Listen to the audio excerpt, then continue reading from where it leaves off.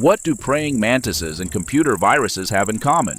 Both can be completely hijacked from the outside and programmed to execute someone else's commands. Only the praying mantis got the worst deal.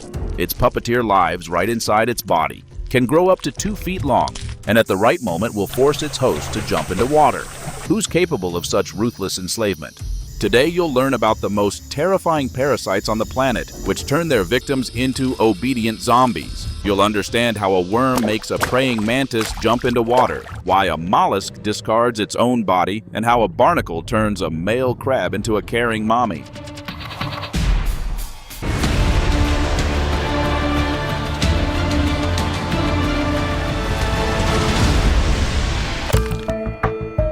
The horsehair worm is an invertebrate that looks like an ordinary worm, but is actually a mind-boggling consciousness control machine. It all starts with eggs laid in a body of water. The larvae get into aquatic insects, burrow into their flesh, and patiently wait for the X moment. When the carrier insect matures and leaves the water, the larva rejoices. Now, a praying mantis can eat it, and that's when the real nightmare begins. The worm grows inside its victim, feeding on its fats, and can reach 2 feet in length while remaining undetected. But the most frightening part lies ahead. To reproduce, the horsehair worm needs to return to water, but praying mantises avoid it, so the parasite affects the chemical substances in the insect's brain, completely subjugating its will. The praying mantis mindlessly wanders to the nearest body of water and jumps in, as if someone's pulling invisible strings. Praying mantises infected with horsehair worms look extremely unusual. They seem stuck in adolescence. The parasite feeds on fats in the host's body, and fats are the energy source for growth, so the insects completely stop developing.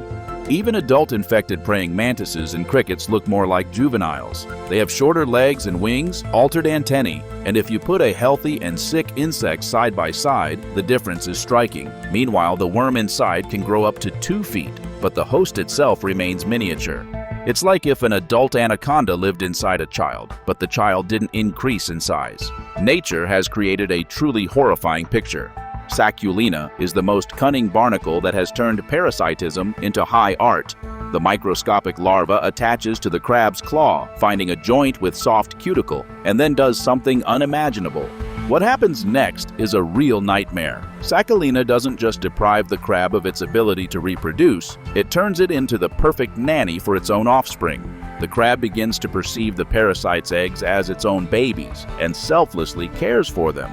But here's where it gets truly horrifying. If the victim is a male, the parasite's mysterious chemicals affect its hormones, convincing the poor animal that he's a female. The male crab starts behaving like a female and nursing someone else's offspring. It's like science fiction, but it happens in reality every day. Cordyceps is a fungus that has perfected the art of mind control to absolute perfection. When its spores land on an ant, slow but inevitable enslavement begins. The fungus penetrates the insect's nervous system and literally reprograms its behavior. The infected ant receives a single command: climb as high as possible on a plant and freeze there forever. It grips a leaf or stem with its jaws so tightly that even after death it can't release its grip. And then comes the ruthless finale. A long fungal growth sprouts from the dead ant's head, scattering spores on new victims below. The ant becomes a living tower for biological warfare, and the most terrifying part, it can't do anything about it. Toxoplasma gondii is a protozoan parasite that has turned the art of manipulation into an exact science. Its ultimate goal is to get into a cat's body, but first it needs to use a rodent as transportation. Infected mice and rats behave absolutely inappropriately. They stop fearing cats and even start actively seeking them out. Imagine a mouse running straight toward a cat, like going on a date with death.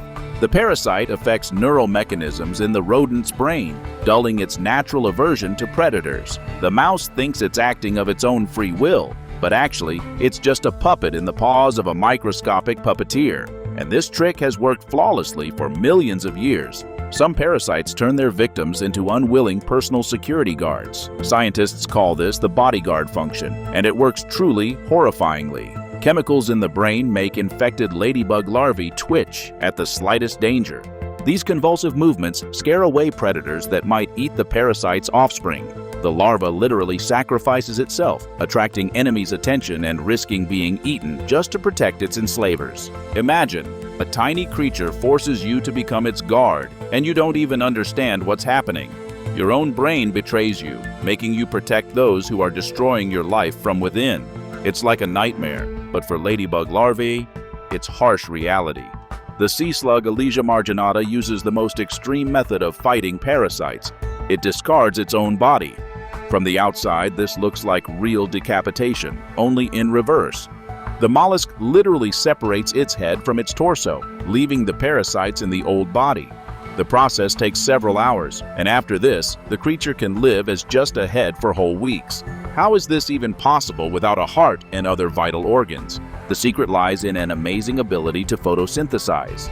The mollusk retains chloroplasts from algae in its body, and they continue producing energy as if nothing happened. After 3 weeks, the body recovers 80%, including all organs, a completely new, healthy body in place of the infected one. But the story of Alesia marginata becomes even more incredible. It turns out the body without a head doesn't die immediately either. It can exist for several days or even months. The heart continues beating, organs functioning, but the body can no longer grow a new head. The result is an absolutely fantastic picture. The head lives its own life and grows a new body, while the old body lives its own life but is doomed to die. It's like science fiction, but it happens in nature. Parasites have forced evolution to take such extreme measures. After all, animals don't have pills and doctors. They can only discard the infected body part and grow a new one. And you know what's most amazing? Scientists still don't understand exactly how most parasites control their victims' consciousness. They affect mysterious chemical substances in the brain, but the composition of these substances remains a mystery. Maybe one of us will someday solve this puzzle and open new horizons in understanding how the brain works. See you soon.